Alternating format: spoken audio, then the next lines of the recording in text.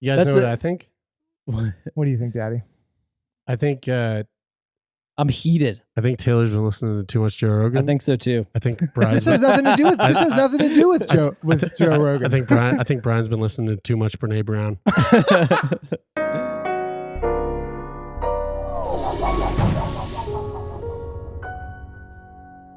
All right.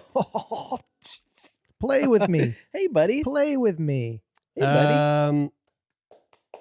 Well, let's start with this. First of all, congratulations, Dad. Father. Who's the fucking daddy? Daddy. Who's the daddy? I'll always be the daddy, but now I'm the daddy and the uncle. Ooh, I know you always wanted to be uncle. I've always been uncle. Folks, this Monday, we released an episode. If you didn't listen to it, Taylor is pregnant. I guess Taylor's partner, Kyla, is pregnant, but it makes him just as pregnant as her. How do we feel? How do we feel about partners that go, we're pregnant. We're pregnant. I mean, how do we feel about that? I feel it's nice. Yeah, it makes a lot of sense. I think that should be the way it is. Okay, I'm not saying one way or the other. I'm just positing the question. Yeah, I think physically, Kyla is going to be putting out way more effort than you. Well, I mean, that's not fair. She is. There is going to be a human coming out of her vagina.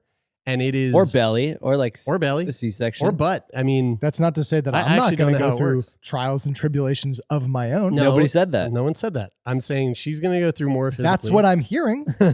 She's going to go through more physically. But you are both pregnant. You're both going through this together, and you're both pregnant. But she's technically pregnant. She's just more. She's more pregnant. She's more. Yeah. Yeah. She shows more than you. Yeah. At least right now. So far, yeah. I try to, I've been doing this thing it's like a solidarity thing, where I will get the urge to have a bowel movement. I came in here earlier today and I could hear you in the bathroom. But I'm there. Yeah. I'm there. It's like kind of like Nicorette. That for me is kind of like chewing Nicorette, because I'll actually try to keep it in and not have the bowel movement. And I've been doing that for several days, and on top of that, also eating like an absurd amount to try and get my abdomen to distend. Are you kind of like tempting yourself though? Because when I came into the office earlier, I walked past the bathroom, and though the door was closed and I couldn't see inside or tell exactly what you were doing, by the way it sounded like you were low. You were doing that was your breathing pattern, because I called Jer over and we were both listening on the door. But it sounded, just by the way that it sounded like you were positioned on your back on the floor, perhaps with your legs lifted, because every once in a while I heard your feet tapping the ground, and I felt like was that you that brought the stirrups into the bathroom. That was me, but I saw them hanging there. The feet hitting the ground is a trigger for me to go no. I thought so, because you were saying no. Yeah, you were mumbling it like under your breath as you were doing it. And so through this whole process, so I hold it in. I don't have a bowel movement. I haven't had a bowel movement for weeks now, and I eat aggressively, and what that does is it then starts to shape my abdomen in the same way that Kyla's belly is starting to shape with the ongoing pregnancy. So then that's right. So then her and I kind of share, like, as she grows, I grow. And it's a relationship building exercise that we've been trying to. How does solidarity? How does she feel? You're putting the caps on solid there. So it's your gut's solid. It's solid. She appreciates it. It's stretched and hard like the belly of a pregnant woman. Mm-hmm. So we announced on Monday that you guys are pregnant with an episode that we talked to you and Kyla. You guys went through IVF. Fascinating conversation, really lovely, beautiful for Kyla to come in here. Such a great conversationalist. She should have her own podcast, for Christ's sakes. But I love our listeners. I love our community. And when we put the post on social media, Hillary, one of our listeners, had commented on the Instagram post. And Hillary had commented specifically. She said she just added someone, and she added someone named Britt. And Britt's response to Hillary's @ on this post was, let me know if anyone wants to hear about the Easter eggs I caught leading up to this amazing news. As soon as I saw that, I was all over So of that. course we reached out to them. We were like, "Yo, give us the deets." And Spill the tea. And Spill it. I have an email from Britt, and I think you're going to find this very interesting. Taylor, you haven't seen this. So Britt, first of all, thank you. Thank you for being, we love sleuthing. As you could hear from our last episode, Feel Good Friday, we are going to try to sleuth to find out who out there has bought a body off through the black market trade in order to fuck the body. Mm. All right, I've personally been stay tuned. I've personally been sleuthing 3 decades old cold case files. Yep. So we love a good sleuth, and Britt is the ultimate sleuth for Sickboy. She says, "Hey guys, firstly, day one listener and huge Sickboy fan. Love you guys and all you do. Thanks for the hundreds of lols while I'm driving, walking, cleaning, etc. Thank you, Britt. Britt sounds awesome, by the way. This whole email is great. Next, huge congrats to Taylor and Kyla on your super exciting news. Cannot wait to hear more about your journey as a parent. You're going to raise an amazing human. We'll see. Kyla definitely will, but and we really need more of those in the world. Okay. All right. Now to the tea. Okay, so I've been using my detective skills. And I have had I've had a hunch that this news was coming for a while now. I think Hillary has already sent you my screenshots, which Hillary did in our DMs. We have screenshots of the text conversations between the two friends. They were texting back and forth About this for weeks. Wow. Yes. Like months. Wow. I've already sent you the screenshots, but Brian requested an email, so I figured I'd send it here too if you want to see. Without further ado, here are the Easter eggs I heard that here had my ears perking up. Now, we also want to know if you knew, if you're listening right now and you're like, oh, well, I knew too, send us a letter, letters@sickboypodcast.com. Yeah. Though I doubt you were as good as Britt. Show the Or evidence. leave us a comment. We've got some evidence. Show us your sleuth trail. So I want to say this. I want to put this out there. We've known that you guys have been trying for what now? Like well over a year. Yeah, it was summer 2020. And we've known that you guys Spring 2020. were pregnant for how long? Early July. Okay, so it's been months that we've known. Yeah, 5 months. And maybe? of course, Brian and I are holding in this secret since the summer. Mm-hmm. Wait, because we knew eventually there's going to be one day that we were going to announce it to the listeners. And so obviously there have been times where things have been said on the podcast that lead towards us kind of hinting at the idea that you're pregnant. I didn't pick up on any of it. Like if you would have asked me if we'd ever like sort of gave it away, I didn't think of any of it. Now, as soon as we saw these comments, I went, I know exactly what she's referring to. So here are the Easter eggs. Number one, a few months ago on an episode, Taylor said, quote, "The biggest thing I did this year is actually something I can't talk about yet." Instantly, she was like, with the eyes emoji. What else could it be? Like I went bungee jumping, but I can't talk about it. Could have been the pro cycling contract that I signed. Yeah, maybe. Could have been that for the upcoming 2022 season. Number two, Yeah, I guess.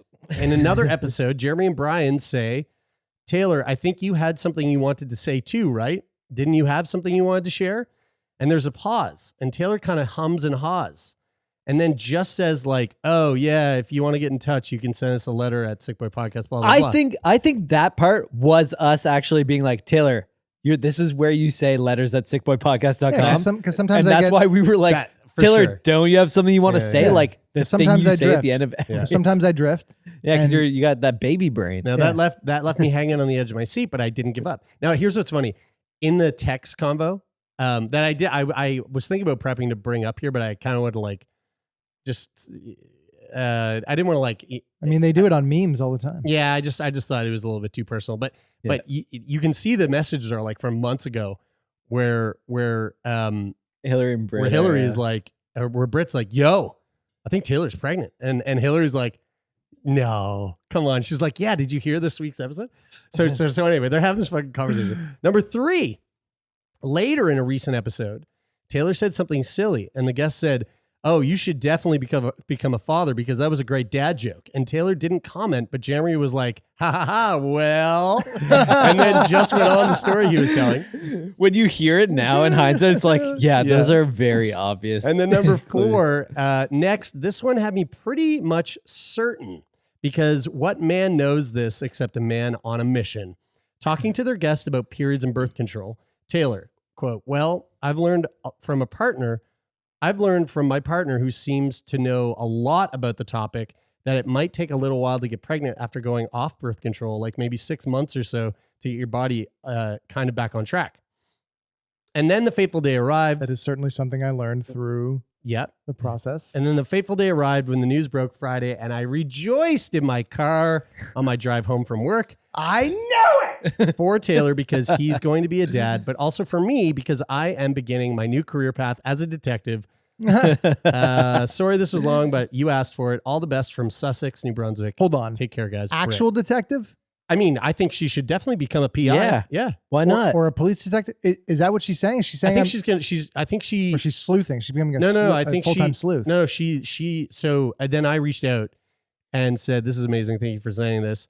And congratulations on your new career. And she said, no, I literally just quit my job and I'm now applying to be a PI. Oh, because of this. Yeah. Because of this. Yeah. I mean, sometimes people just need a little push. You know, you put that on the resume, and how are they gonna? It's undeniable. Talk about being like a naturally gifted, born private eye. Yeah. Right. Like, have you guys ever watched? Makes sense. You ever watch Bored to Death? No. Jason Schwartzman. Oh No. yeah. And Zach Galifianakis. He's a struggling private eye. A novelist by day, and a super addicted to getting stoned and being a private eye at night. Okay. Yeah. Ted Danson. It's a very interesting show. Yeah. So thank you, Britt. Thank you, Hillary. That honestly made my week. That was so fun to read. And thanks for sending those screenshots of the conversations with the proof that our listeners are the ultimate sleuths, even though I know there's another podcast here out of Halifax that thinks that they have the better sleuths in their listenership, but I think we truly are. And we don't even need to name names. So with that, let's move right along. Guys, this popped up on my Insta feed. I don't remember the account. I should track it down because this account has fed me several things that's come up on the show now. It's a science-based account. I'll find it and bring it up on the next episode, but openly gay animals. No, it's not that. I love that. So good. So this is all about, or here, before I say what it's about, watch this and tell me what you think you're looking at.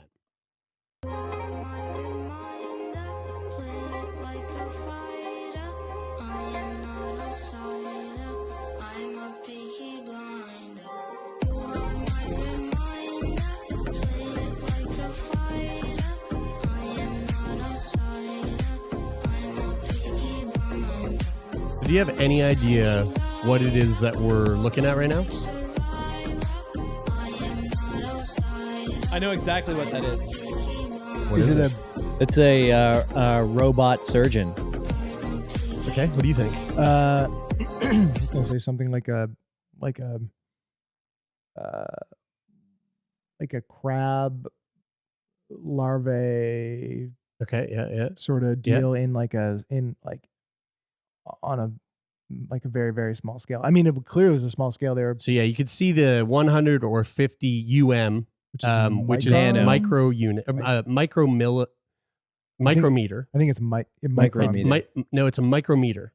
And so a micrometer, 100 micrometers is 0.1 millimeter. So obviously very, very, very, very small. So 1,000. I think it's a micrometer. I literally watched it is micrometer. I think it's a micron. I watched a video on the science of small distances last night. Science of small distances. Yep. That's last night. Where'd you see it? YouTube. It is a micrometer. So 1 micrometer is 0.001 millimeter. What's a micron? A micron. The symbols probably look the same anyway. A micron pretty is similar. a technology company Micron Technology No, Incorporated. I know Micron is a semiconductor company. Duh. I'm in finance. I get it. A micron unit is a It's a also known micrometer. as a micron. Yeah, Okay. so same thing. Yep. So Science of small distances, guys. It's pretty crazy. yeah, it is. It actually is really crazy. So Bro science is small. 100 microns is 0.1 millimeter. Okay. Yeah. Very, very small. Now, what you were looking at there are nanobots. Yeah, fuck yeah. Oh, Researchers Brian. have made these micro robots that are guided with magnets to cancer cells, where a pH change triggers them to have their shape and change their shape and release a chemotherapy drug. Wow. Okay. So it's like way more targeted than anything that we have. Yes. It's Just chemo going getting or the cancer cells. radiation. So because tumors exist in acidic microenvironments, this team that made this decided to make their micro robots change shape in response to lowered pH. Okay, so here, check. Here are the different types of. You're not going to play that song again. No. Burst my eardrums. Here are different types of micro robots that they've created. They made shape-morphing micro-robots that look like a fish, crab, or butterfly. Then they placed the micro-robots in a suspension of iron oxide nanoparticles to make them magnetic. Guys, So- this is literally the plot line to the new Bond movie. Is it actually? Yeah. There's like the result of them being in your body is different. It's not to treat cancer, but same. So, micro robots are nanobots are like there. You know how there's like existential science at surrounding whether it be when it comes to like science, like physics, like the idea that maybe a black hole could be created but through the Hadron Collider, or these things that could end civilization. Well, there's a whole series of study based around the existential crisis that nanobots could pose Oh, to interesting. humans. That But- sounds like the Bond movie plot. Which are, I mean, we should definitely just, I don't have my phone. I need to write down that we need to get a guest to talk about nanobots. Yes, for But sure. What are some of the arguments? Do you know off the top of your head? Yeah. So the End of the World podcast with Josh Clark goes into. There's a whole episode about it. But essentially, the future of nanobots could totally alter the human race for the better.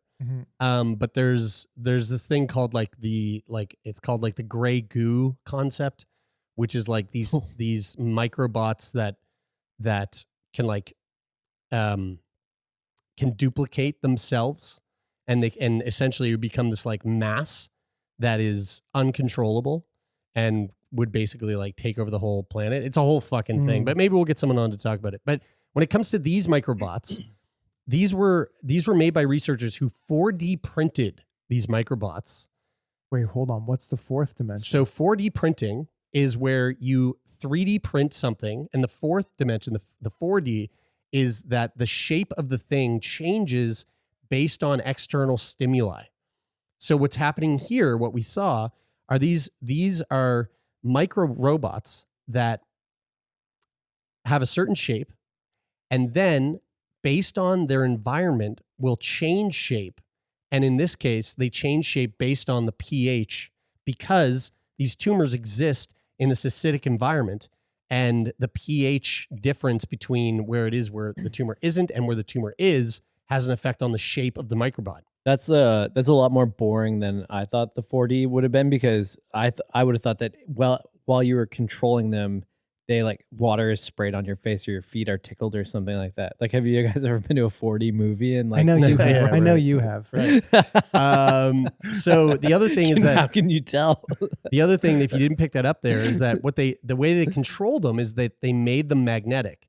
So they took these little microbots, they soaked them in iron oxide nanoparticles, and then when they insert them into the body, they can then control where it goes using magnets. I could tell. on the human body. I could Crazy. tell exactly how that worked right from when you showed the first video. Because have you guys ever taken a magnet and put it underneath a desk and put another magnet on top and dragged it around? Yeah, it's like when I used to go to the hospital, at the IWK, they had this, my favorite like toy in the waiting room was a little, I mean, that's what an Etch-a-Sketch is. a little like highway system with cars. And then you would take magnets, and the cars had magnets on the bottom, and you would guide the cars with a magnet on the bottom of the table. It was really fun. Yeah, because if you bring up that first video again, you can see. Actually, don't because of the music. But No.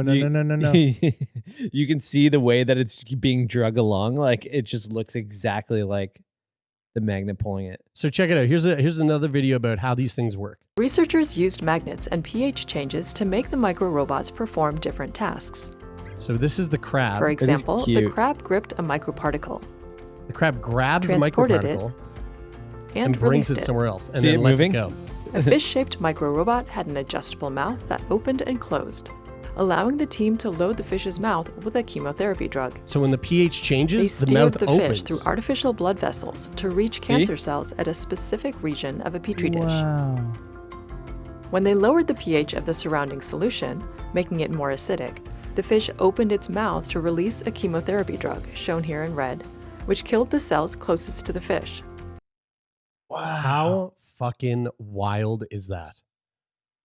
Isn't that cool? Did they say anything about microchips in nanobots that are being put into vaccines or? Not yet, but I mean, Okay. that's But that Coming. would be a likely everyone knows application. that's what's happening. Now, although this study is a promising proof of concept, the microbots need to be made even smaller to navigate actual blood vessels, and a suitable imaging method needs to be identified to track their movements in the body. But huge step forward in the potential future treatment of something like cancer. See, what's interesting is now going back to the the video that I was watching yesterday, The Science of Small Distances. It was talking about how as you manufacture things that are smaller and smaller and smaller, the tolerances, like the potential variation between what you want it to be and what it actually ends up being. So like you might say, oh, we want this to be 50 microns wide plus or minus 2 microns. So because there's not perfection in the tools that you use to manufacture it, so as you get smaller and smaller, at one point it's like, oh, the machines have an imperfection. So, there's a variation in what you can do. But then as you go smaller and smaller and smaller, it's like the heat of the tool that is producing the thing has an effect on how the thing actually ends up being, because then once it's not being machined anymore to be what it is, then it cools and it gets smaller, or heat's applied to it. It was saying that a micron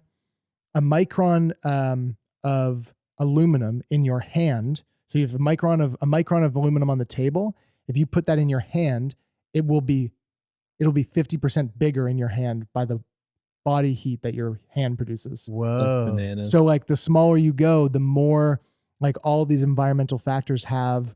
And of course, you put it inside a human body. It's right. heat. So you'd have to account for like all of these potential changes. Wow. And know that, well, when we do this, it's going to get hotter, so it's going to get bigger, or it's going to be colder.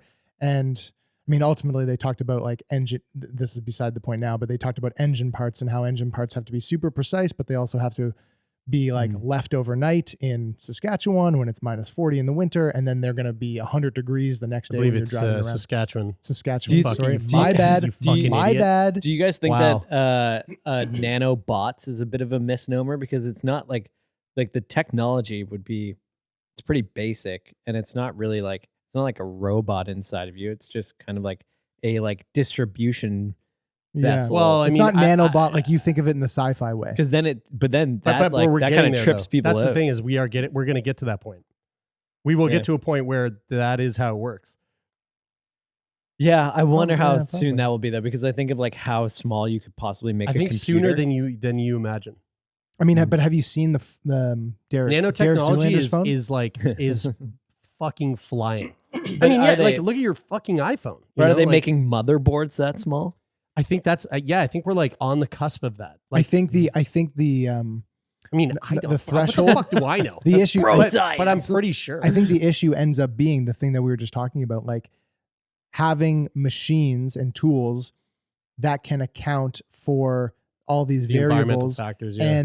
and make something that small that isn't going to be 50% bigger, or if it is, then the thing that it's in also has to grow along with it Yeah. at the same rate. And like the challenge of kind of like, what's the thing that about the aliens? The Fermi paradox. not the Fermi paradox, but the other The great filter great filter.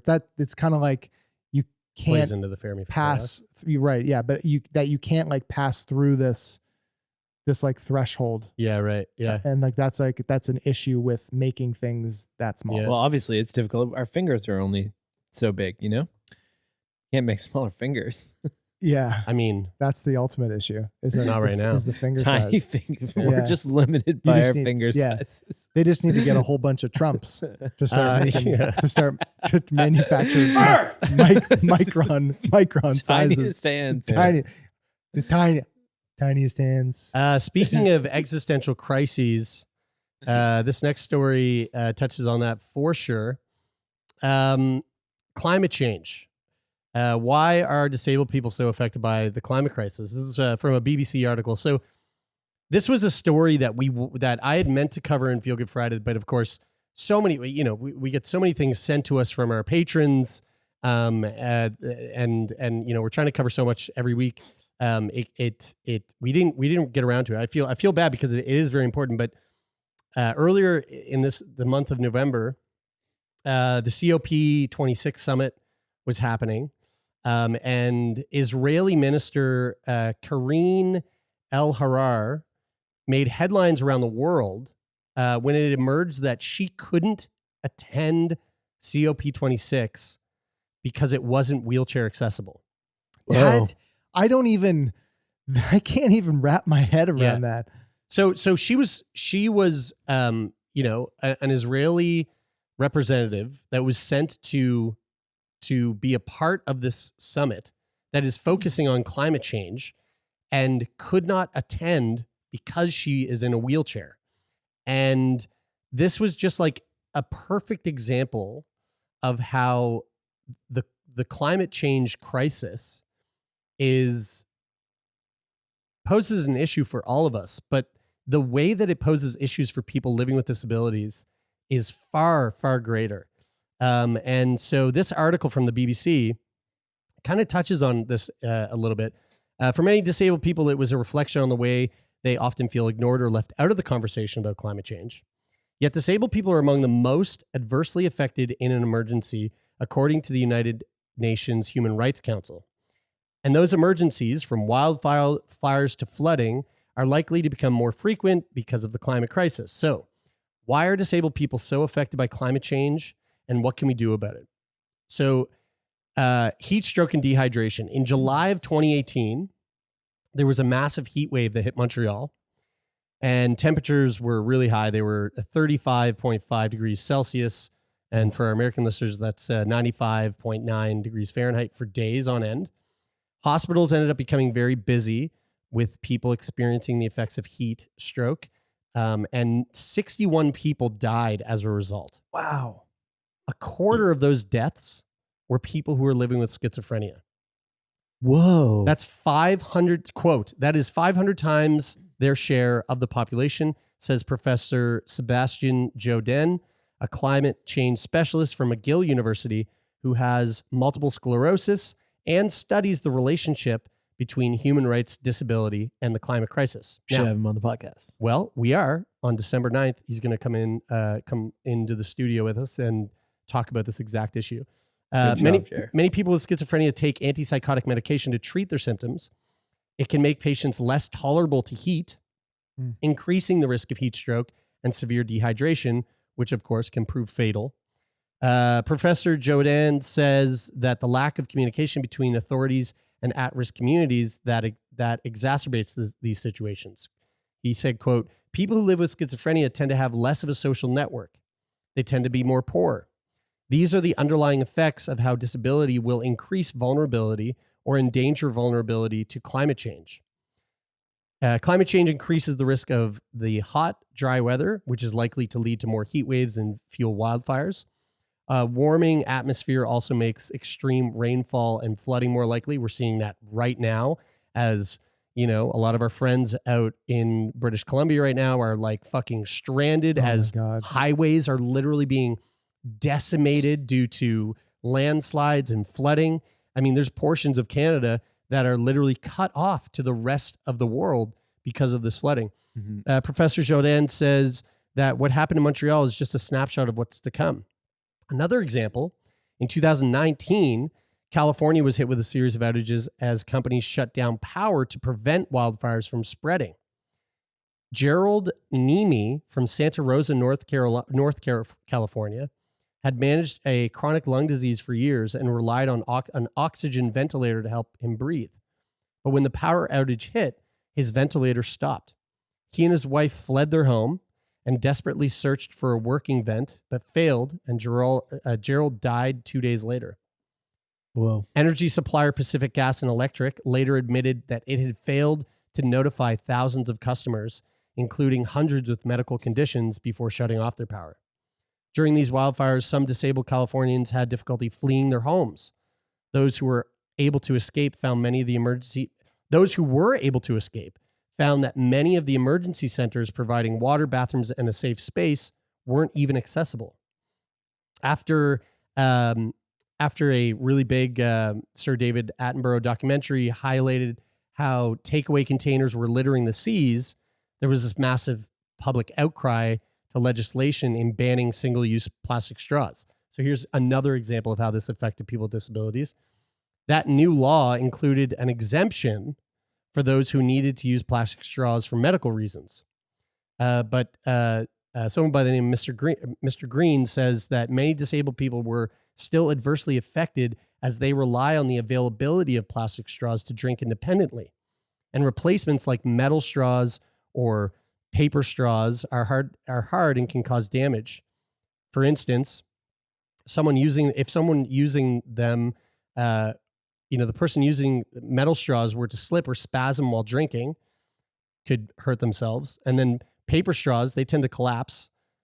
Which is why bendable plastic straws are important for those who can't pick up a cup. Paper straws suck. Yeah. They fucking suck, dude. I mean, it's just first of all, the thing with PG&E is brutal. I followed that a lot from a bankruptcy perspective because PG&E they are a monopoly on energy in California, and because they're a monopoly, and this is kind of beside the point, but just it ties in obviously because it affected so many people, but PG&E is a monopoly on energy in California, and because they're a monopoly, they don't take very seriously the upgrading of their equipment and their infrastructure, because that's why there's so many fires.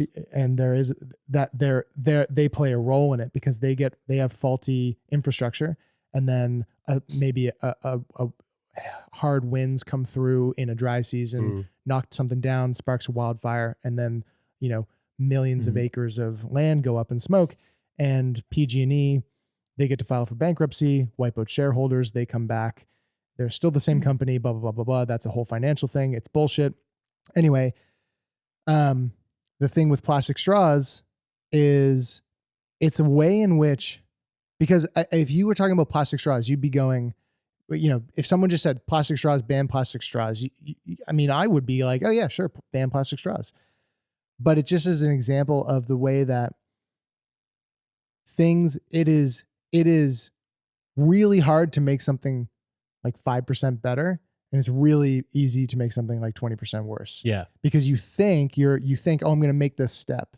And you think about this in like a really linear way, like this equals that, when really it's more like this plus this minus this divided by that equals this outcome. There's this cascading effect that you don't really think about. But it's more about like educating people in general, and not, and then giving them the choice. Like, oh, we have plastic straws available, but you could take a paper one, or you could have your own metal one, and the plastic one should be reserved for the people who really need them, but they should still be available. But the thing that I think about is, you guys know that I'm doing I'm the chair of operations for the Canoe World Championships next year in Dartmouth, and part of that includes managing transportation, accommodations, and food services is another big part of it.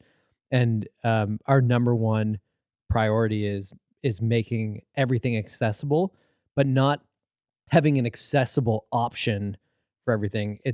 Everything should be equally accessible. So, if the athletes are eating food, there's not an accessible food location and a non-accessible one. There's just one that is accessible. But the hardest part about this is that we are limited by, suppliers, by the facilities, by all these things. So we have to, really try hard to accommodate these things because they're not already accommodated into society. Like it becomes so obvious where there are shortfalls. And like, I know, I'm thankful that I know quite a bit about this from being able to talk to guests on our podcast. But when you actually go into procuring suppliers or, trying to set up a facility to make sure that it's accommodating everybody, it becomes really obvious where like these problems are. And for the people that aren't in your position, that haven't had all these conversations, it's easy to overlook. They see those things and they go, they don't think about it, or they go, this is too much of a pain in the ass. Yeah. Fuck it. It's easy to just forget. So one of the points that you brought up is like the emergency locations for people seeking refugee from like the wildfires and stuff. Those places are in like schools or arenas or older buildings that are meant to like house a big part of the population. But the crazy thing is that because they've been built in times when this wasn't even part of the conversation, then they're just inherently not accessible. Yeah. And so it goes back to the whole like thing in Toronto, the simplicity of like that little that like 2-inch gap. Yeah. Which obviously isn't an excuse for that, but it's one of the things that just needs to be considered. We need retrofitting, which is expensive. Yeah. And I'm not saying that in like we can't do it because it's expensive. I just mean that when you look, it's like we're making a little renovation at the house right now in preparation for having our kid. And because of the changes that we're making, I have these like big 90s speakers that are fucking, 3 feet tall and a foot wide. And I need to get rid of those to make space. And I need to make a change that I'm going, well, I could just replace those speakers and, get some cheap set of speakers to bridge the gap to when I'm like ready to spend some money on some more expensive speakers. But like, what are the odds then that I'm actually going to get the good speakers once I spend money on that? So like once you spend money on making a thing, like the way that you and at scale, like a city, and then you look back on it and you go, oh fuck, it doesn't have this thing that we need. And then you go, oh fuck. Yeah. How much money is it going to cost to retrofit this city? Yeah. To accommodate everybody because we weren't thinking about it when we did it. I think the moral here is that, if we want to fix this crisis when it comes to the disabled population, everyone just needs to invest in really good, high quality speakers. And that's the important part. I mean future proofing. If you're just relying on the speakers built into this fucking thing, you're a part of the problem. You hate disabled people. I'm talking about future proofing, about being able to look at something and go, what are we doing? What do we want to do? And what are our blind spots in how we're thinking about doing this thing? I just want to hear the layers of different instruments in the band and be able to really hear that, that clarinet bit in the back. We all love Andy Shaw. Green went on to say, quote, disabled people who use straws are a very small group, but this ban has a real impact on them while having a minimal actual real impact on the structural effects of climate change and global warming. He believes it's another example of disabled people being forgotten and left behind. And this is really interesting. The term, quote, eco-ableism is now being used to describe this sort of discrimination. It refers to the failure of decision makers and activists to consider that some environmental actions make life more difficult for people who are living with disabilities, such as removing disabled parking bays to make way for cycle lanes. So again, it's back to that point of like every decision has a cascading effect, and there just needs to be a little bit more forethought into the ways that we're going to try and combat this thing that very likely will, could pose a threat to the entire human race. And the entire human race includes people who are disabled. And if we're not including them in those discussions, then, it's a big fuck you to those people. So, interesting to have that conversation with the Professor Jodan. I'm really, really looking forward to it. He's also a big fan of the show, so should be fun. And might even be able to make 2 episodes out of it because he has MS. So, twofer. Yeah. Sweet. Here's a interesting little thing. A little COVID alert. Breaking. This is actually old news, but this is from Rojin, from one of our patrons. She sent this to us on Discord on our Feel Good Friday channel, where we've got a bunch of producers in our Patreon community working in the background to help keep the show going. The UK authorizes Merck antiviral pill, first shown to treat COVID-19. And I think we were kind of talking about this in terms of Pfizer also has one. Yep. Britain granted conditional authorization on Thursday at the time. This was the beginning of the month. To the first pill shown to successfully treat COVID-19. This is the repackaged ivermectin. Yeah, that's right. It's also the first country to okay the treatment from drug maker Merck, although it wasn't immediately clear how quickly the pill would be available. The pill was licensed for adults 18 and older who tested positive for COVID-19 and have at least one risk factor for developing severe disease, such as obesity and heart disease. Patients with mild to moderate COVID-19 would take 4 pills of the drug known as molnupiravir. Yeah. Twice a day for 5 days. An antiviral pill that reduces symptoms and speeds recovery could prove groundbreaking, easing caseloads on hospitals and helping to curb outbreaks in poorer countries with fragile health systems. It would also bolster the 2-pronged approach to the pandemic, treatment by way of medication and prevention primarily through vaccinations. Molnupiravir. God, it's a fucking mouthful. Pfizer's is easy. We're not getting. Please tell me it's better than Comirnaty. It's called Paxlovid. Yeah, there you go. Paxlovid. Comirnavir. It's a little easier to say. Molnupiravir is also pending review with regulators in the U.S., the European Union, and elsewhere. I think Paxlovid is now emergency use authorized in the U.S., I believe. Because the U.S. just made a big purchase of it. The U.S. Food and Drug Administration announced last month that we convene a panel of independent experts to scrutinize the pill's safety and effectiveness in late November, so around now. Initial supplies will be limited. Merck said it can produce 10 million treatment courses through the end of the year, but much of that supply has already been purchased by governments worldwide. Back in October, UK officials announced they secured 480,000 courses of molnupiravir and expected thousands of vulnerable Britons to have access to the treatment this winter. The drug targets an enzyme in the coronavirus the coronavirus uses to reproduce itself, inserting errors into its genetic code that slow its ability to spread and take over human cells. That's so fucking crazy. It's like a computer virus. Yeah, the genetic activity has led some independent experts to question whether the drug could potentially cause mutations leading to birth defects or tumors.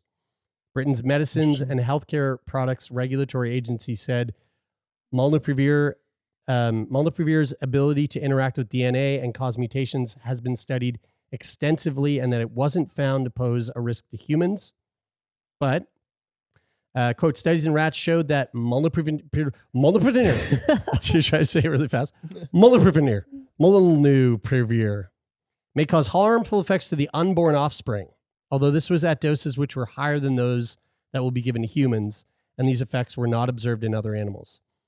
This is a really, really well. So we're going to talk to we're gonna have Quadjo back on the podcast at some point in the near future to talk specifically about these new therapeutics that are helping the to take this pandemic and get rid of it or take it down to the manageable level. Yeah. And I mean, I see mega benefits for this for a lot of different reasons. First of all, it's not a shot. It's not a needle that somebody has to take, which, I mean, just based on that, if you had the vaccine was available from pill and by shot, guarantee you'd see a higher level of uptake right away, just from people going, I feel way more comfortable. Now, what if it was taking a pill. a suppository? That would depend on the person and their comfort with butt play.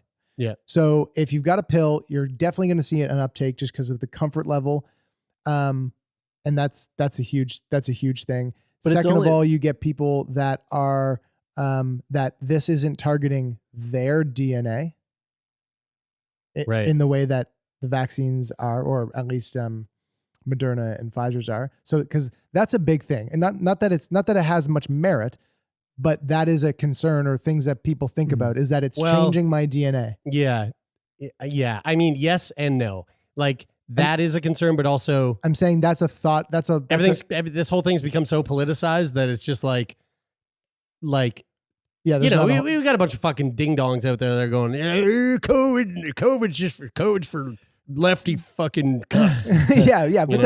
But there are plenty of people that are going, Yes, I'm not going to get the vaccine, right. but I think, I see COVID as a thing that's real. I'm just not getting a fucking vaccine. Yeah, right. We had a listener of the podcast write into us why they were hesitant to get the vaccine. And so you get the pill, and then the pill is, now if you've got, I think the pill is going to be the thing that really supplements the segment of the population that is just never going to get the vaccine. But that doesn't really help that much. I mean, I could see it having a very minimal impact in spreading, because you're already transmitting the virus before you end up getting the But it's not pill. about transmission. It's about hospitalization. This is also what Quadra is going to talk about. It's about hospitalization and death.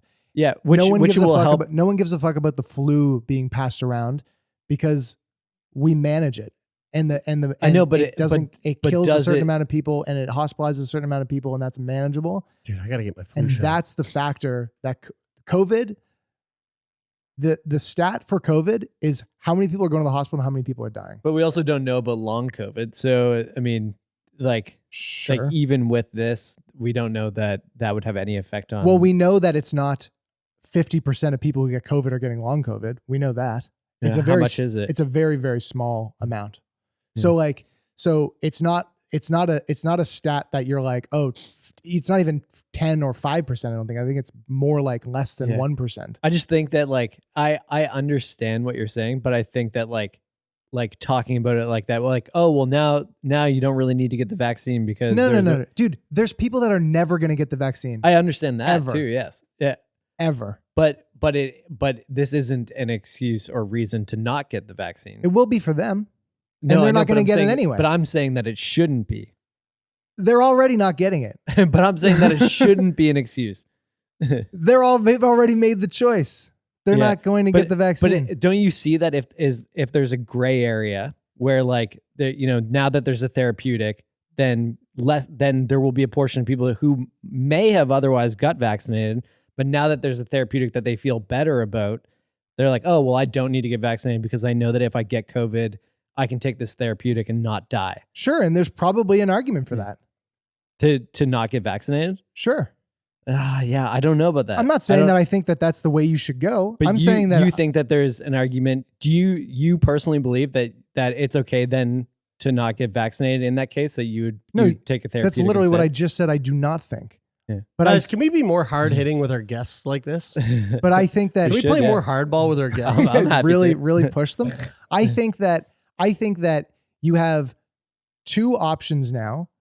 In the best case scenario, you've got a vaccination that's going to severely limit your ability to get COVID and then also to pass it on. That's a huge reason to have the vaccine.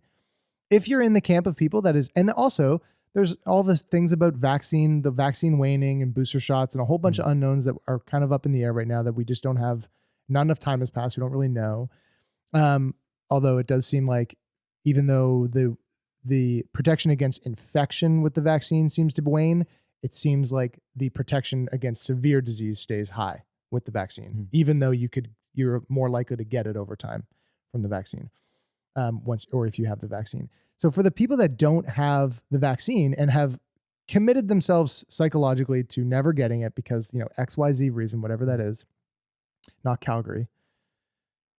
Is Calgary XYZ? No. Oh, sorry.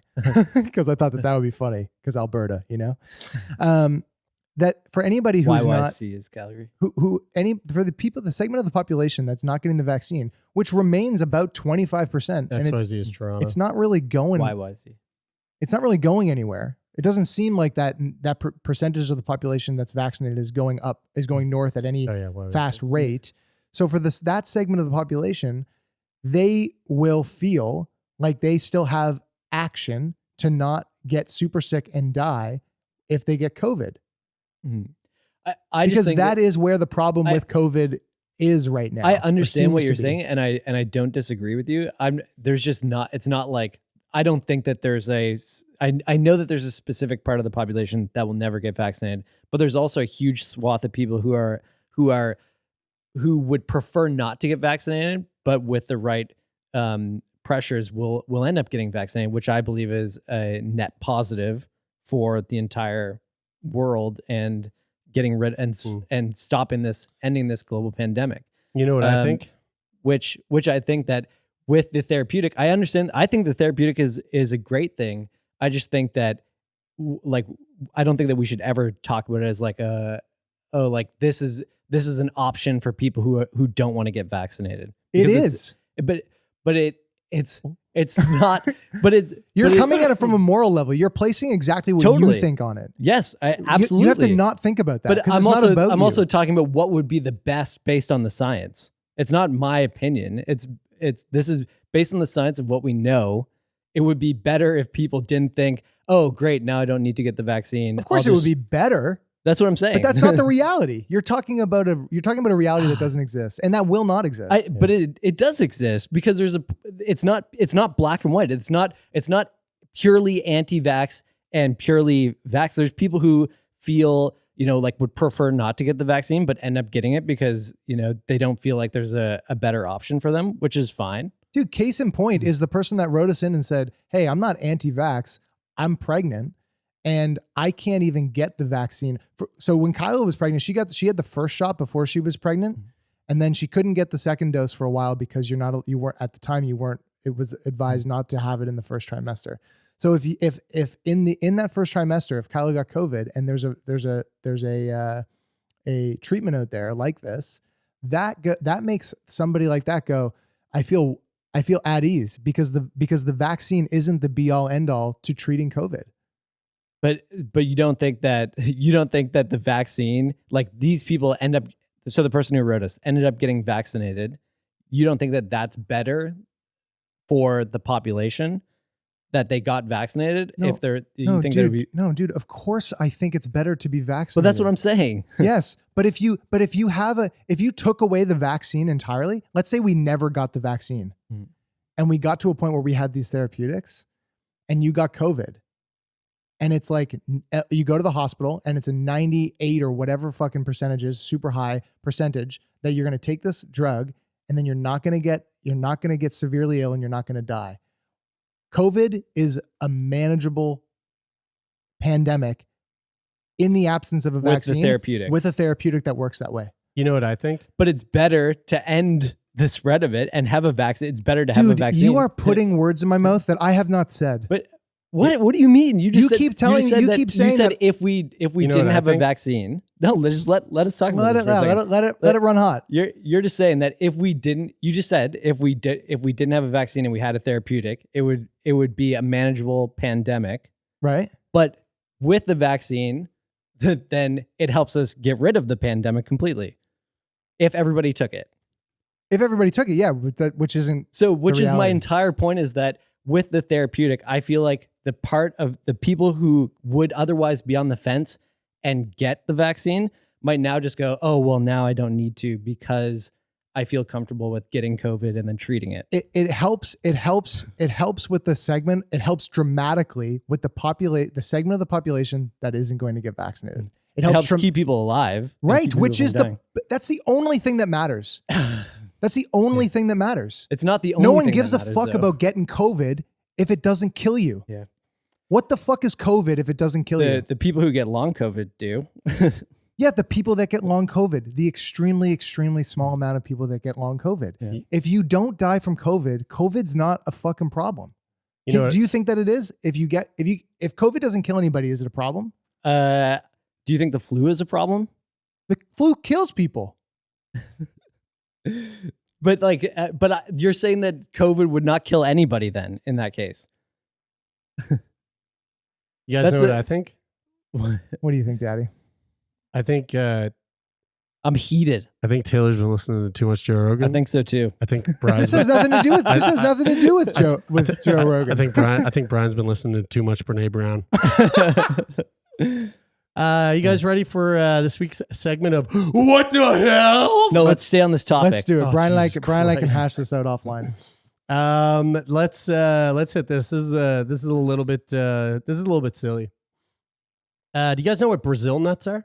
Yes, the worst nut on planet Earth. No, I don't know what they are. You don't? Dude, they taste like dirt. You actually don't know what Brazil nuts are? They're the big nuts where you get in a nut melange that you leave in the bag. Oh. I'm not Shit, a big I think nut I guy. read this wrong. I thought they were just Brazil's men's testicles. Oh no, yeah, you're right. No, that was a dad joke. After eating Brazil nuts 2 to 3 hours prior, a man had unprotected intercourse, that's sex, Okay. with his 20-year-old partner who had a documented Brazil nut allergy. The woman, super deadly if you're allergic to them, yep. or they can be. The woman developed, you know what? I don't know what any of these things are. The woman developed, let's look this up. Urticaria. Urticaria. What's that? I thought they were like petechiae, but Hives. What's a Urticaria are petechiae? hives. like red dots on So your she skin. got hives. She got That's a petechiae, angioedema. You know what that is? No. Angioedema Something to is do with the the blood. swelling of swelling of the skin, She had an allergic reaction. and she had dyspnea. You know what that is? Shortness of breath. So she got hives, got puffy, and couldn't breathe. she had an allergic She reaction. had what's called an allergic reaction. So this guy ate Brazil nuts 2 or 3 hours prior, goes and has sex with his partner. She has an allergic reaction. To figure out the cause of the hypersensitivity reaction, UK researchers did a skin prick test in the woman, using the boyfriend's semen both before and after eating Brazil nuts. Apparently, some nut protein got into his nut. Nut protein got into his semen. Oh no. Quote, we believe this to be the first case of a sexually transmitted allergic reaction. Wow. The researchers wrote in the Journal of Investigational Allergology and Clinical Immunology. Of note, Brazil nuts are the second most frequent nut allergy in the United Kingdom. Unfortunately for science, the couple broke up before the investigators can confirm the results. Quote, our demonstration of allergic Brazil nut protein in the semen clearly proves the ability of such proteins to resist digestion. Additionally, to enter the semen, the protein would require circulation in the blood to the prostate or other reproductive organs. Notably, severe allergic reactions have been demonstrated in those with crustacean allergies following exposure from kissing. Although penicillin exposure leading to an allergic reaction could occur secondary to intercourse per the literature. The moral of this study, if you have food allergies, you might want to find out what your partner has recently ate before you let them come all over you. That is crazy. Isn't that wild? Man, she never saw that coming. No, nor did he. But I feel like it's risky anyway, eating that like that far I mean, he saw before, it. because if you He saw didn't it brush your coming. teeth and then He saw That- it coming. Yeah, I mean, yeah, my guess would be he well, I don't know. They broke up, and maybe he was an asshole. He saw But it. My guess is he ate them and was like, those are yummy. He Oh saw- yeah, my girlfriend's allergic. I'm gonna brush my teeth, use some mouthwash. Yeah. But they went, He saw it coming. hey, dad over here with the he jokes. did, yeah. Isn't that wild? So felt it. I guess it makes sense though, because like if An you STAR. eat like asparagus or pineapple or stuff, doesn't that change like the taste of your? I don't know. That's what I was. think that might be a myth, Yeah, that maybe, was but- I heard that when I was in high school. That I mean, I guess that kind of validates that it's possible. Maybe. Yeah, maybe. That is I don't know wild. if there's nut protein in it, Yeah. it probably tastes Man, how nutty. confused would she have been? Because she would have gone, I didn't have any nuts. Have you guys ever had like an allergic reaction to something that you don't know? Never. You don't know where it came from. Like No. not like a Like maybe get hives or something. And you're like curious about where it came from. I thought that thing that happened to me in Brazil was an allergic reaction and ended up not being. It's just a sunburn. It was just a I sunburn. thought you were gonna say the ant on the tip of your dick. But Yeah. I could have mistaken that. If I didn't see the ant, I would have probably thought it was an allergic reaction because it would have looked like hives on my dick. Yeah, pretty interesting stuff there. So That's sexually crazy. transmitted allergic reactions are a thing. Wow. Well, folks, this has been fun. An hour. Love Wow. doing this. Love doing this with y'all. How long did we argue about COVID for? Oh, good 45 minutes there. No, 10 minutes. It was 10 minutes. Listen, we love all of you. Thank you so much for tuning in. We love our patrons more than you. But if you're listening on Apple Podcasts, leave a rating and a review. If you're listening on Spotify, hit the follow button. And of course, every Friday we are here with these YouTube episodes. Make sure you subscribe. Make sure you hit the bell icon so you get notifications every Friday when we put these out. And leave a comment. Leave a comment below. What are your thoughts on this heated debate? Would love to hear your thoughts. Comment below on YouTube. Are you Team Taylor or are you Team Brian? Or are Let you us Team know. Jer? Right in the middle. And yeah, and you're definitely going to want to tune into YouTube to see how two people disagree with each other and still remain best friends afterwards. I was worried. I was worried this friendship was going to come to an end. And you know, if you have a story of long COVID, which is very real and apparently very not good. We have a guest who I'm following up with who has To long have COVID on. right now. Oh, yeah. Let us know because Toronto. it sounds like a real fucking bummer. Mhm. You can send us that, or you can slippity slide in the DMs on our Instagram at Sickboy Podcast. Like the Or- rest of our sleuths. Yep, Mhm. sleuth it up, or you can send us a letter at letters@sickboypodcast.com. And if you want to be a guest on the show, sickboypodcast.com/contact. And To that point, and you know, we'll make an announcement of this at the top of an upcoming episode. If you've applied to be on the show, we have over 2,000 people on that list, and it's very long. It's long, and it's a lot of people to like chip Slong. through. Slong. And we've been Slong. trying to fill our recording slots as we approach the holidays to get us kind of chugging along for the new year. And there's been a number of people that I've reached out to who have been like, oh, you know what? Like on second thought, things have changed in my life, and I don't feel like I would be valuable on the show anymore, or whatever reason. So if you've applied in the past, reapply. Just go on, reapply. It'll be fresh at the top. We'll see it. Would love to have you on the show. And if you have been thinking about applying but haven't done it yet, here's your push. Go on over sickboypodcast.com/contact. Fill out the future guest form. We'd love to have you on. Yes. And if you haven't been watching on YouTube, you should head over to YouTube and you can see the new addition to our set. We got something. I'm not going to tell you what it is, but it's really sweet, and it's sitting right here behind Pretty sick. Sinus. And as always, thank you to the people who make this show happen. Thanks to our manager, Jeff Lonis, to Rich O'Coin for the theme music, to Donovan for the work that he does editing the show on Mondays. And thanks everybody else. That is it for this week. I'm Brian. I'm Taylor. And I'm Jeremy, and this is Sickboy.